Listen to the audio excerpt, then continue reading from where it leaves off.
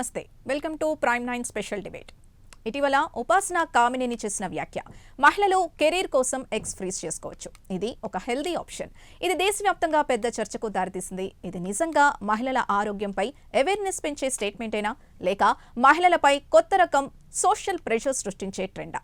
ఈ విషయం గురించే క్లారిటీ ఇవ్వడానికి లైవ్లో ఉన్నారు ప్రముఖ గైనకాలజిస్ట్ డాక్టర్ శ్వేత గారు. నమస్తే డాక్టర్ గారు. నమస్తే. ఇప్పుడు ఉపాసన గారి స్టేట్మెంట్ చూస్తే కెరీర్ ఫస్ట్, మదర్హుడ్ లేటర్ అంటున్నారు. సో అసలు ఇది సైంటిఫిక్గా ఎంతవరకు సేఫ్ అంటారు? సో ఏంటంటే ఈ మధ్య ఎగ్ ఫ్రీజింగ్ అనే కాన్సెప్ట్ చాలా పాపులర్ అయిందండి. అంటే రకరకాల అడ్వాంటేజెస్ ఉన్నాయి, అట్ ద సేమ్ టైం దాంతో డిసడ్వాంటేజెస్ కూడా ఉన్నాయి. ముందు అడ్వాంటేజెస్ గురించి మాట్లాడుకుంటే, ఎగ్ ఫ్రీజింగ్ అసలు ఎవరు చేసుకోవాలి, ఎవరికైతే అది ఎక్కువ బెనిఫిషియల్ అనేది మాట్లాడుకుందాము. సో ఎవరికి బెనిఫిషియల్ అంటే మెయిన్ గా అసలు ఈ కాన్సెప్ట్ వచ్చింది ఎవరికైతే క్యాన్సర్ బారిన పడి వాళ్ళకి ఎగ్స్ పైన ఎఫెక్ట్ అవ్వడము, అండ్ ఓవరీస్ ని తీయాల్సిన అవసరం రావడం, కీమోథెరపీ లేకపోతే వేరే ఏమన్నా క్యాన్సర్ ప్రోన్ డిసీజెస్ లాగా ఉండడం, అలాంటి వాళ్ళు ఏం చేస్తారంటే ముందు వాళ్ళు కీమోథెరపీ కానీ రేడియేషన్ కానీ వెళ్లే ముందు వాళ్ళ ఎగ్స్ ఫ్రీజ్ చేసుకుంటారండి. సో దట్ వాళ్ళకి ట్రీట్మెంట్ అంతా అయిపోయిన తర్వాత ప్రెగ్నెన్సీ పైన ఫోకస్ చేసుకోవచ్చు, ప్రెగ్నెన్సీ ప్లాన్ చేసుకోవచ్చు వాళ్ళ ఎగ్స్ తోటి. నెక్స్ట్ ఏంటంటే అసలు ఈ మధ్య లేట్ మ్యారేజెస్ అవుతున్నాయి.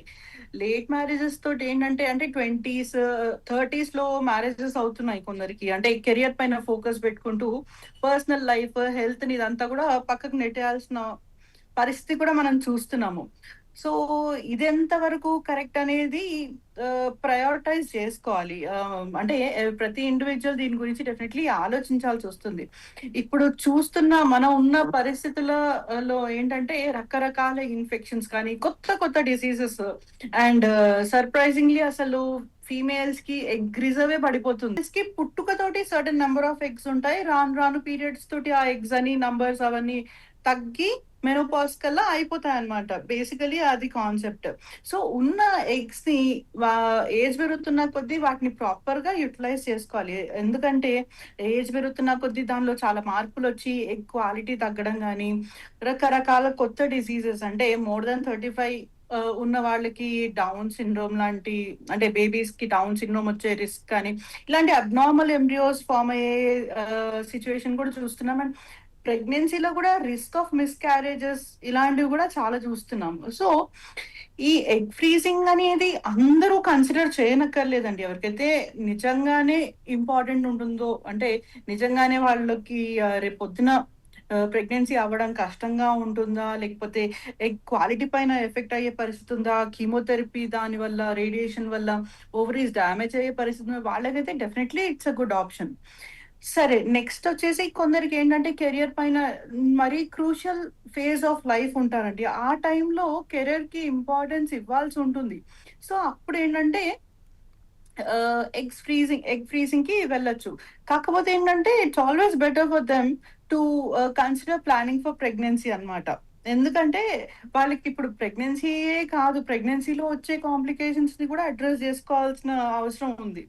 అండ్ రాను రాను మనకి ఎంత ఐవీఎఫ్ చేసుకున్నా కూడా ఛాన్సెస్ ఆఫ్ లైవ్ బర్త్ కానీ, సక్సెస్ ఆఫ్ ప్రెగ్నెన్సీ ఓవరాల్ గా ప్రెగ్నెన్సీ సక్సెస్ అనేది తగ్గుతూ వస్తుంది. సో ఎప్పుడైనా సరే కొంచెం ఏ ఏజ్ లో చేయాల్సిన పని ఆ ఏజ్ లో చేస్తే అన్నిటికైనా I mean that is the best option కదండి. ఓకే, ఇప్పుడు మీరు అన్నట్టు అంటే అసలు ఇది ఏ ఏజ్లో చేస్తే 100% సక్సెస్ రేట్ ఉంటుంది? అసలు ఏ ఏజ్లో చేసిన, అంటే ముందుగా చేసినంత మాత్రాన ఇది 100% సక్సెస్ రేట్ ఉంటుందా? అసలు 100% సక్సెస్ రేట్ అనే కాన్సెప్టే తప్పండి. ఐవీఎఫ్ చేసుకున్నంత మాత్రాన 100% సక్సెస్ అవుతుంది, నాకు ప్రెగ్నెన్సీ వచ్చేస్తుంది అనే అలాంటి సిచ్యువేషన్ ఉన్నప్పుడు అసలు ఐవీఎఫ్ ఎందుకు ఫెయిల్ అవుతుంది? ఓకే కదా. సో అలాంటి 100% కాదు. త్రూ అవుట్ ద వరల్డ్ అసలు success rate for IVF is around 40 to 70%. మంచి టెస్టెడ్ ఎంబ్రియోస్, ఎరా బేస్ ట్రాన్స్ఫర్ అలా చేసుకుంటే 60 to 70% దాకా సక్సెస్ రేట్ అని చెప్పొచ్చండి. 100% అనేది ఎక్కడా కూడా లేదు. అది ప్యూర్లీ ట్రాష్ అన్నమాట. ఎందుకంటే మనకి కనిపించే ఫ్యాక్టర్సే కొన్ని, ఇప్పుడు కనిపించని దానిపైన ఇంకా సైన్స్ రీసెర్చ్ చేస్తుంది. అంటే అసలు అన్ని నార్మల్ గా ఉన్న ఐవీఎఫ్ కూడా ఎందుకు ఫెయిల్ అవుతుందో అనే దానిపైన ఫోకస్ అవుతుంది.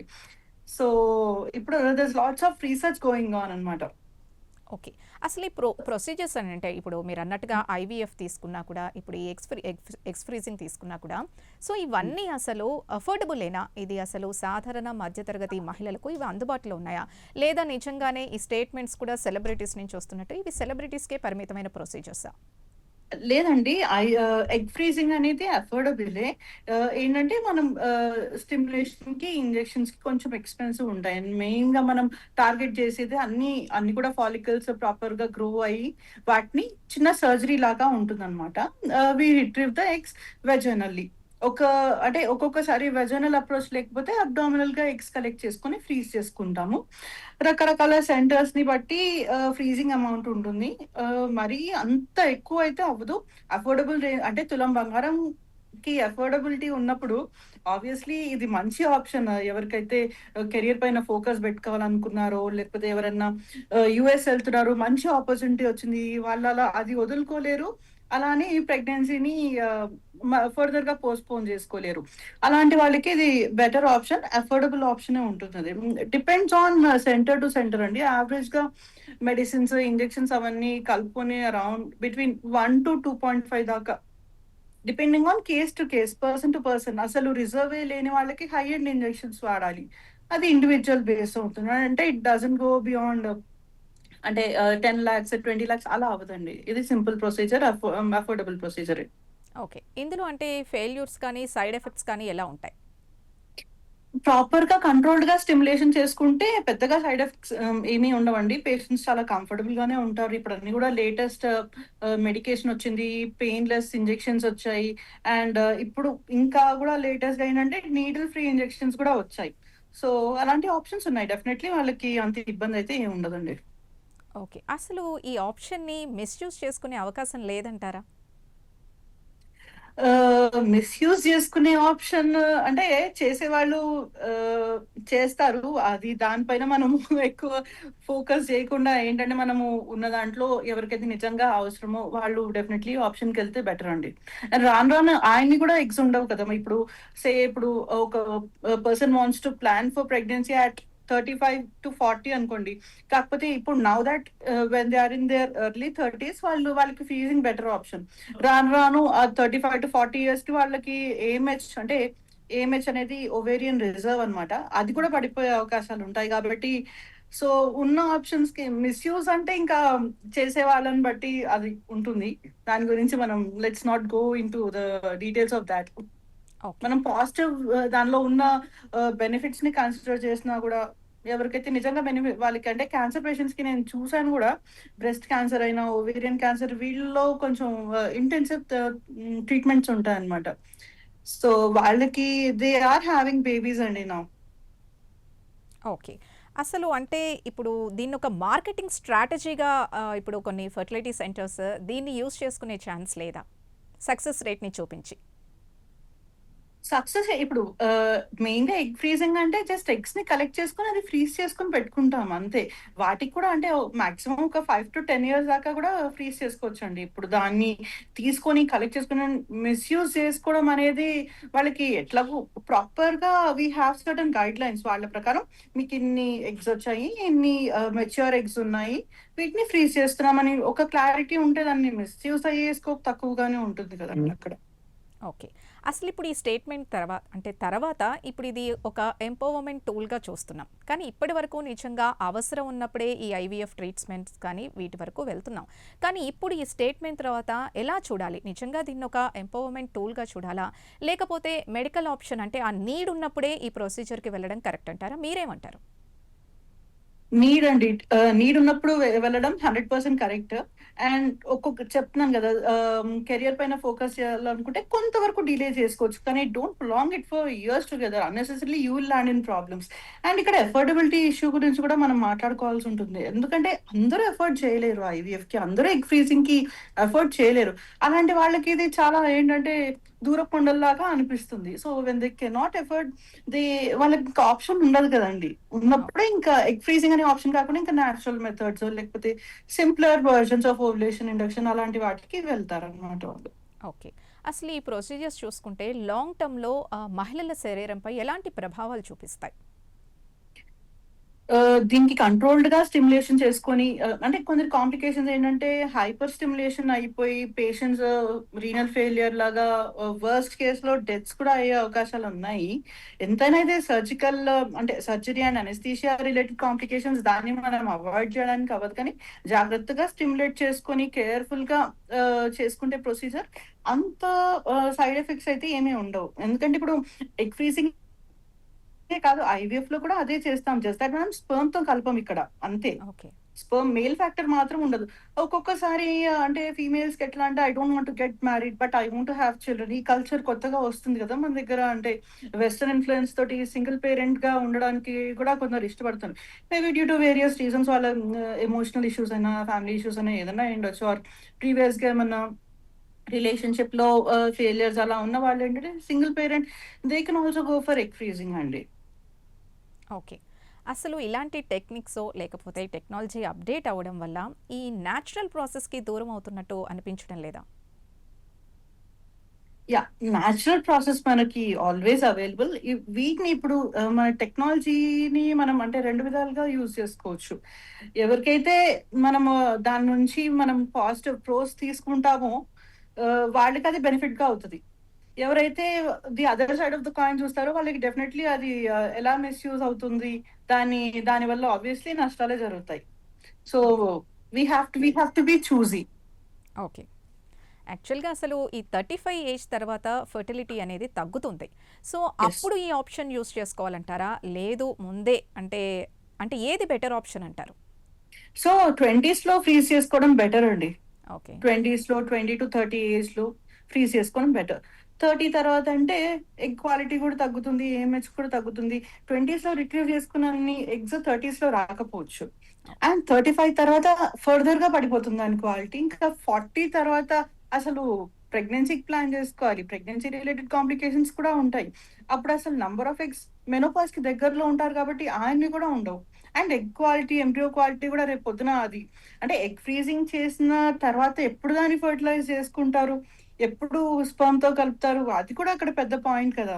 అంటే అవును. ఇప్పుడు నేను 40కి ఫ్రీజ్ చేసుకున్నాను. 42లో ఇక్సీ చేసుకుంటాను. తర్వాత పెళ్లి చేసుకున్నాను. 45లో పెట్టుకుంటానంటే ఇప్పుడు అనుకున్నంత ఎఫెక్ట్ ఉండదు. ఇప్పుడు ఎగ్ ఫ్రీజింగ్ ఈ కాన్సెప్ట్ వచ్చిందేంటంటే మంచి ప్రెగ్నెన్సీ ఇవ్వడం. ఎవరికైతే ప్రెగ్నెన్సీ అందడంలో కష్టం ఉన్న వాళ్ళకి కూడా ఫెసిలిటేట్ జేయడం. ఎవరికైతే ఓవరీస్ తీయాల్సిన వాళ్ళకి కూడా ఫెసిలిటేట్ జేయడం అని బెనిఫిట్స్ ఇద్దామనుకోని లాంచ్ చేసిన ప్రొసీజర్ గదండీ ఇది. ఓకే.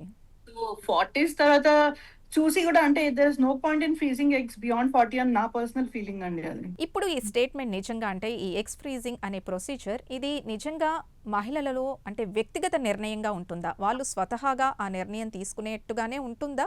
ఫ్రీడమ్ దిశగా ఉంటుందా? లేకపోతే ఇది మళ్ళీ మహిళలపై ఒక ప్రెషర్‌గా ఉంటుందా? నీకు ఈ ఆప్షన్ ఆహ్, ఉంది కదా! ఇద్ యూజ్ చేసుకో అనే విధంగా ఏమన్నా ఉంటుందా? అంటే nowadays we are seeing independent women that is very nice good thing. That is one really appreciable thing అండి. చాలా మంది ఇండిపెండెంట్ గానే ఉంటున్నారు. ఆహ్, అలాగే ఎవరైతే సింగిల్ పేరెంట్ గానే ఉందాం అనుకున్న వాళ్ళకి ఎగ్ ఫ్రీజింగ్ చేసుకొని when they find a good partner or suitable partner అప్పుడు వాళ్ళు ప్రెగ్నెన్సీ ప్లాన్ చేసుకోవడానికి అవకాశాలుంటాయి. అండ్ ఎంపవర్‌మెంట్ డెఫినైట్‌లీ ఇండియాలో వుమెన్ ఎంపవర్‌మెంట్ చూస్తూనే ఉన్నాం. మనకి కళ్ళకి కనిపిస్తుంది. మన సెంట్రల్ మినిస్టర్స్ లెవెల్‌లో, స్టేట్ మినిస్టర్స్ లెవెల్‌లో గూడా మనకి వుమెన్ ఎంపవర్‌మెంట్ జరుగుతూనే ఉంది. ఇదేంటంటే ఒక కొంచెం ఏంటంటే వుమెన్‌కి ఫ్రీడమ్ ఇస్తుంది. అంటే to choose their priorities. Okay. అసలు ఇందులో ఉన్న రిస్క్ ఫ్యాక్టర్స్ ఏంటి ఒకసారి చూస్తే? డీటెయిల్డ్‌గా చూస్తే ఇందులో ఉన్న రిస్క్ ఫ్యాక్టర్స్ గురించి ఒకసారి చెప్పండి. ఓహెచ్ఎస్ఎస్ అంటే హైపర్ స్టిమ్యులేషన్ అవ్వచ్చండి. అంటే ఓవరీస్‌ని ఇష్టం వచ్చినట్టుగా ఇంజెక్షన్స్ ఇచ్చి కంట్రోల్ లేకుండా స్టిమ్యులేట్ చేసుకుంటే అవి చాలా రకాలుగా కాంప్లికేషన్ అవ్వడం, టార్షన్ అవ్వడము. అది వర్స్ట్ కేస్‌లో ఏంటంటే అసలు ఆ ఓవరీ మొత్తం తీయాల్సింది తీసే సర్జరీ దాకా అంటే ఓవరీనే మొత్తం తీసేయాల్సిన పరిస్థితి కూడా రావచ్చు.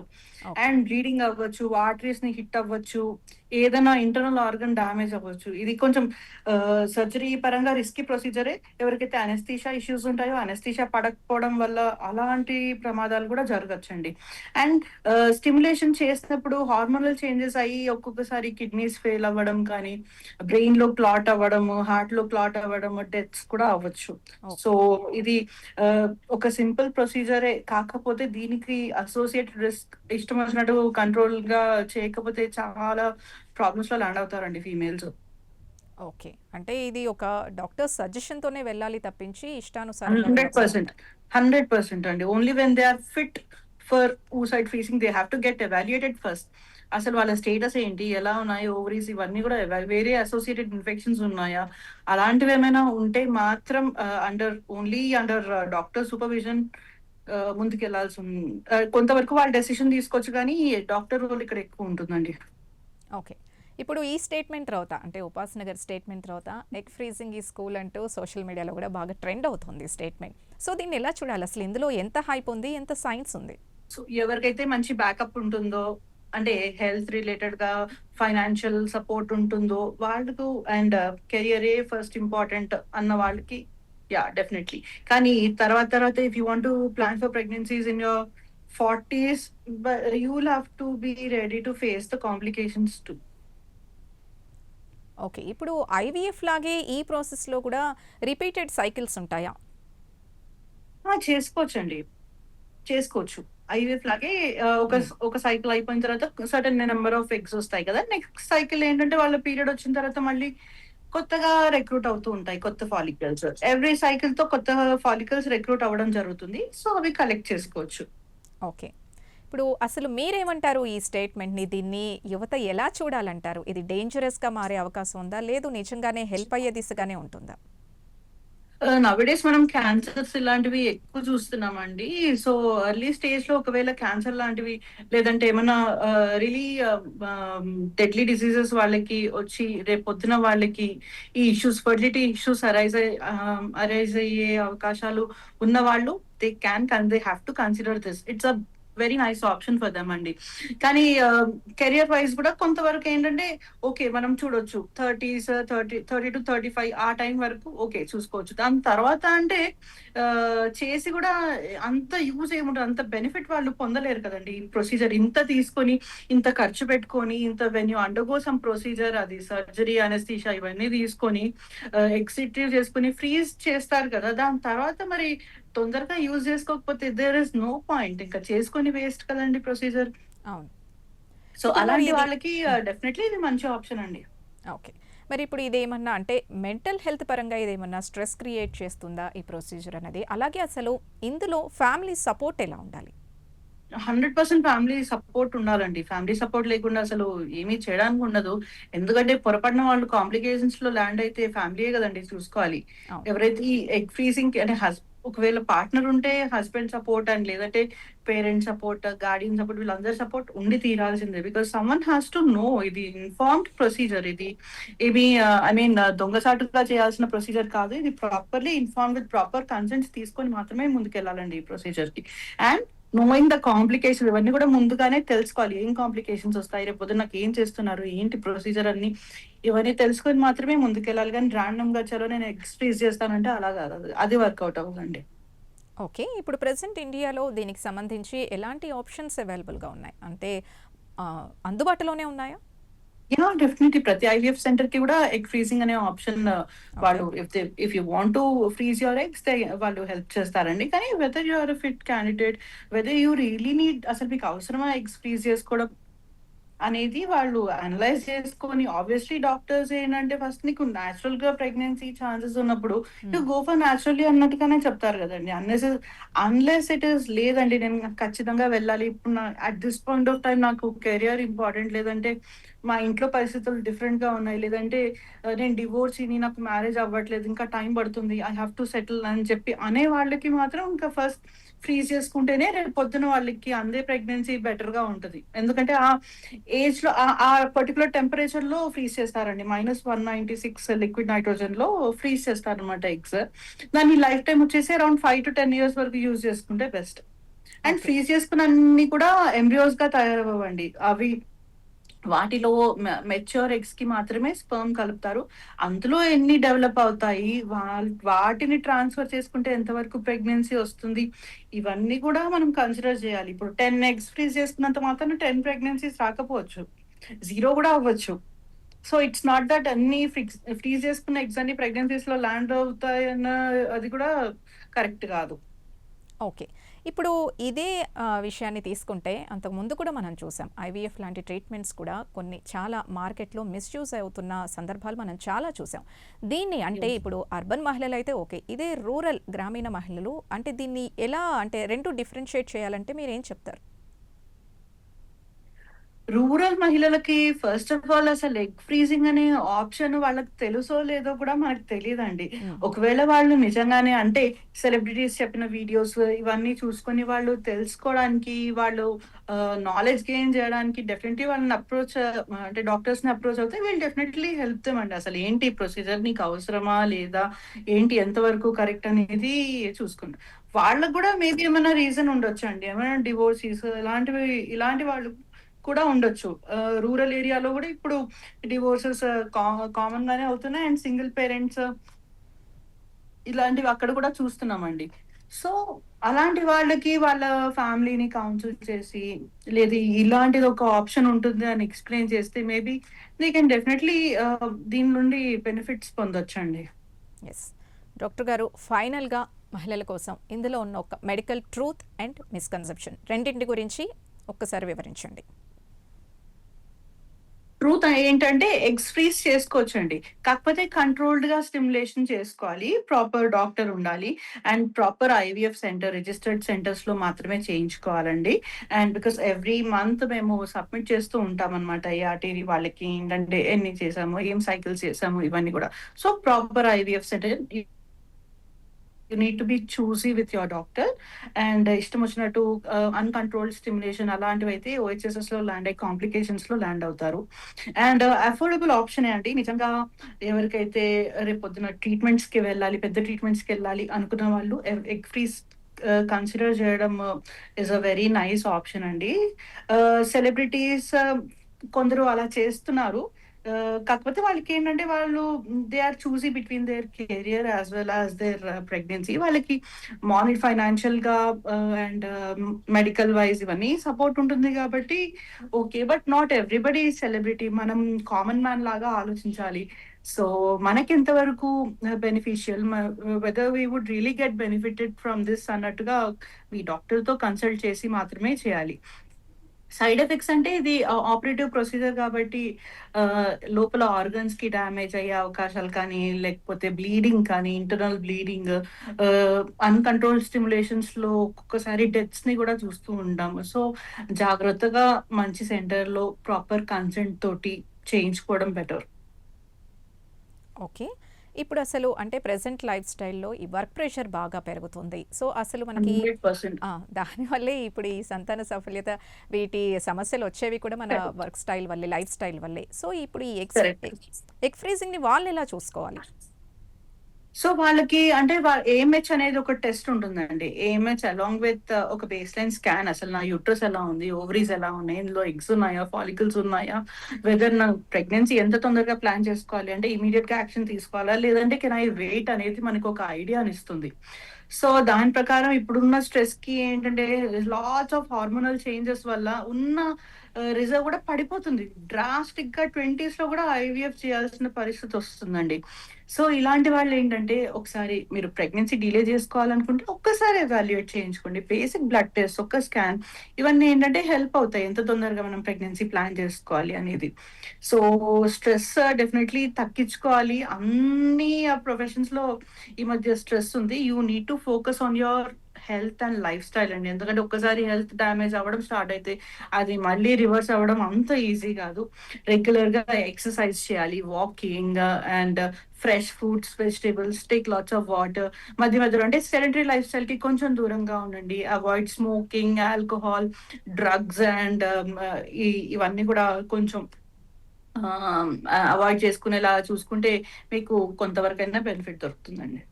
ఓకే.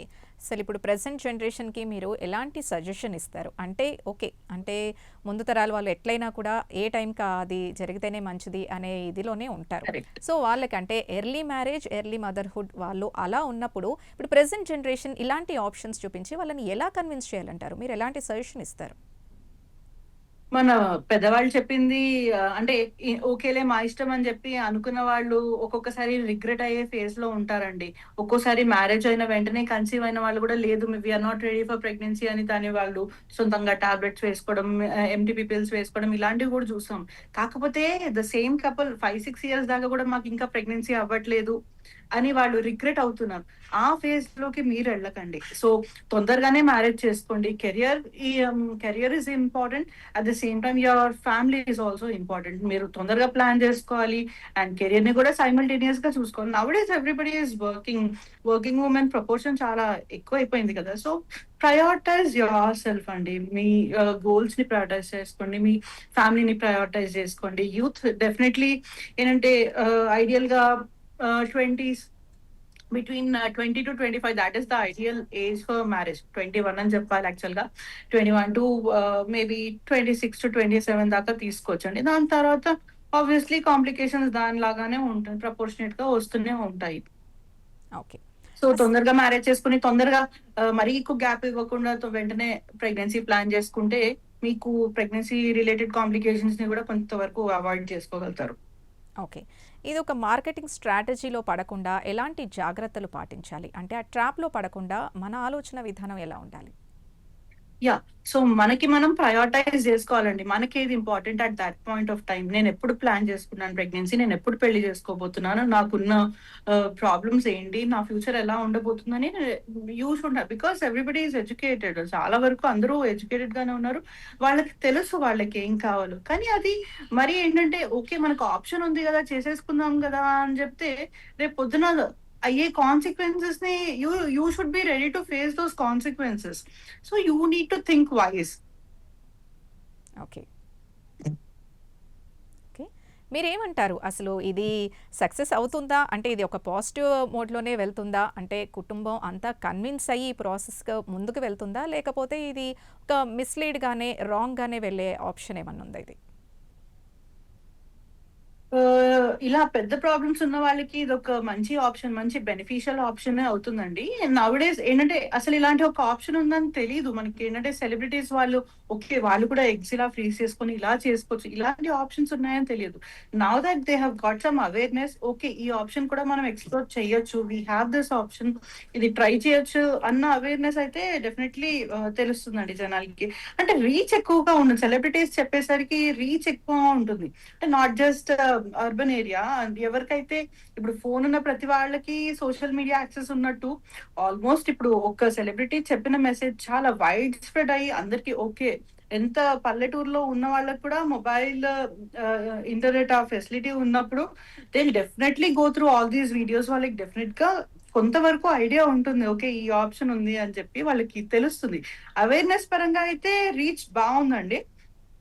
కానీ వీడియో చూసినంత మాత్రాన ప్రతి ఒక్కరు అంత దాకా వెళ్లరు గదండీ. వాళ్ళకి తెలీదు అప్రోచ్ ఎలా ఉంటుందంటే నేనేం చేయాలి నా ఎగ్స్ ఫ్రీజ్ చేసుకోవడానికి? అలాంటి అప్రోచ్ వాళ్ళకి తెలియకుండా జస్ట్ కొందరికి చేయించుకోవాలని అనుకున్నా గూడా వాళ్ళు అజ్ఞానంలో అలా ఉండిపోయి తెలియక హెల్ప్‌లెస్ సిట్యుయేషన్‌లో ఉన్న వాళ్ళు గూడా ఉన్నారు.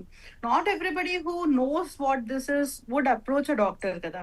So, okay. ప్రాపర్‌గా ఎవరికైతే నిజంగా ఉంటే ఫ్యామిలీతో డిస్కస్ చేసుకొని ఒకసారి హాస్పిటల్‌కొచ్చి whether that person would really require freezing or not అనేది చెక్ చేసుకొని, ఎవాల్యుయేట్ చేసుకొని స్టార్ట్ చేయాలి ప్రొసీజర్. ఓకే.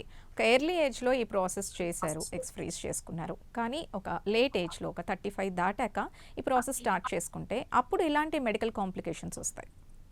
అప్పుడసలు ఎగ్ క్వాలిటీ రాను రాను తగ్గుతూ ఉంటుంది. హ్మ్. ఎప్పుడైతే egg egg major role play చేస్తుంది గదండీ! సో, దాన్ని స్పెర్మ్‌తో కలిపినప్పుడు తయారయ్యే ఎంబ్రియో గూడా ఎఫెక్ట్ అవుతుంది. అంటే రకరకాల సిండ్రోమిక్ బేబీస్ ఇప్పుడు అన్ని మనకి ఉన్న జీన్స్ 20,000 జీన్స్ ఉంటాయి. అన్ని జీన్స్‌కి అన్నీ మనం టెస్ట్ చేయం కదండీ! సో, మేజర్‌గా ఏది మోస్ట్ కామనో వాటికి మనం టెస్ట్‌లుంటాయి. ఓకే. ఏవైతే ఎప్పుడైతే క్రాస్ అవుతాయో స్పెర్మ్ అండ్ ఎగ్ ఎప్పుడైతే డీఎన్ఏ లెవెల్‌లో క్రాస్ అవుతాయో, అప్పుడు జరిగే మ్యూటేషన్స్ అవి ఆ ఏజ్‌లో హైగా ఉంటాయండి. సో, మీరు కన్సీవ్ అయినా సరే మిస్‌క్యారేజ్‌లో ల్యాండ్ అయ్యే అవకాశాలు అండ్ స్కాన్‌లో అంతా నార్మల్ ఉండి బేబీ అబ్‌నార్మల్‌గా ఉండడం ఇలాంటి సిట్యుయేషన్స్ కూడా చూస్తాం. అంటే ఓకే. చూడ్డానికి నార్మల్‌గా ఉన్న బేబీ బ్రెయిన్‌కి ఏమన్నా మేజర్ ప్రాబ్లమ్, ఆటిజం ఇలాంటివన్నీ గూడా చాలా ప్రాబ్లమ్స్ వచ్చే అవకాశాలు ఎక్కువుంటాయి ఏజ్ పెరుగుతున్న కొద్దీ. అండ్ ప్రెగ్నెన్సీలోనే హైపర్ టెన్షన్ రావడం, బీపీ అదే షుగర్స్ రావడము, ఉమ్మ నీరు తగ్గడము ఇవన్నీ గూడా కాంప్లికేషన్స్ ఉంటాయండి.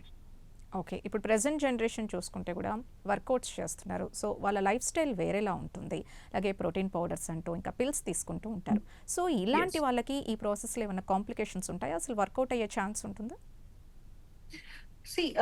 జిమ్‌కెళ్ళే వాళ్ళందరూ గూడా ఈ ఇంజెక్షన్స్‌కి, స్టిరాయిడ్ ఇంజెక్షన్స్‌కి దూరంగా ఉండాలండి. అవి అసలు ఏ విధంగా గూడా హెల్ప్‌ఫుల్ కావు. అవి జస్ట్ టెంపరరీగా మజిల్ ప్రోటీన్‌ని బిల్డ్ చేయడానికి వాడుతూ ఉంటారు ఇల్లీగల్‌గా. కానీ it is not legalised. So, అది కూడా ఇష్టం వచ్చినట్టు తీసుకోవడము, ప్రోటీన్ పౌడర్‌లో ఉన్న ఐ మీన్ దానికి కాంపోజిషన్‌ని గూడా ప్రాపర్‌గా నేచురల్ సోర్సెస్ నుంచి లేదంటే ప్రాపర్ యానిమల్ సోర్సెస్ నుంచి వచ్చిన ప్రోటీన్ అయ్యి ఉండాలి.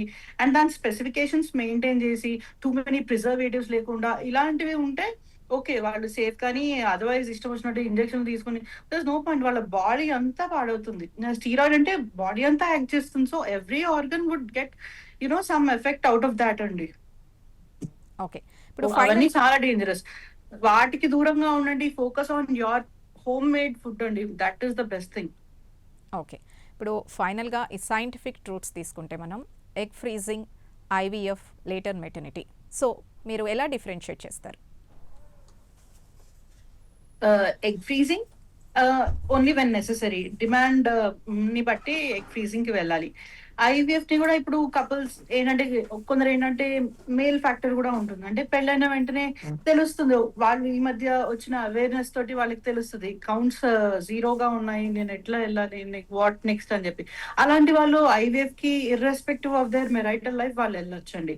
కొందరు ట్రై చేస్తూ ఉంటారు. చాలా ఇయర్స్ దాకా గూడా పిల్లలవ్వట్లేదు. లేదంటే ట్యూబల్ బ్లాక్స్ ఉన్నా, లేకపోతే సివియర్ ఎండోమెట్రియోసిస్ ఉన్న ఇలాంటి వాళ్ళు కూడా ఐవీఎఫ్‌కి కన్సిడర్ చేసుకోవచ్చు. ఓకే. థ్యాంక్ యూ శ్వేత గారు. చాలా మంచి ఇన్ఫర్మేషన్ ఇచ్చారు. అంటే ఇన్‌ఫ్లుయెన్సర్స్ పాస్ చేసే స్టేట్మెంట్స్ ఎలా మనం యూజ్ చేసుకోవాలి, ముఖ్యంగా మెడికల్ నీడ్ ఉన్నప్పుడే ఈ ప్రొసీజర్‌కి వెళ్ళాలి అంటూ చాలా మంచి ఇన్ఫర్మేషన్ ఇచ్చారు. Thank you once again.